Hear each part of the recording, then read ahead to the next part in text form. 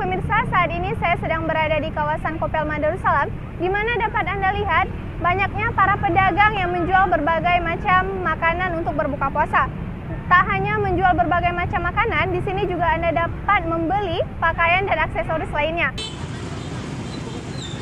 Modalnya beda-beda karena kayak misalnya kan kami bagi-bagi lagu, ada yang jual kue, ada yang jual minum, jadi kayak modalnya masing-masing kayak gitu sekitar kayak 40 ribu gitu. Tapi 40 ribu tuh nggak untuk sehari, bisa untuk dipakai 4 hari gitu.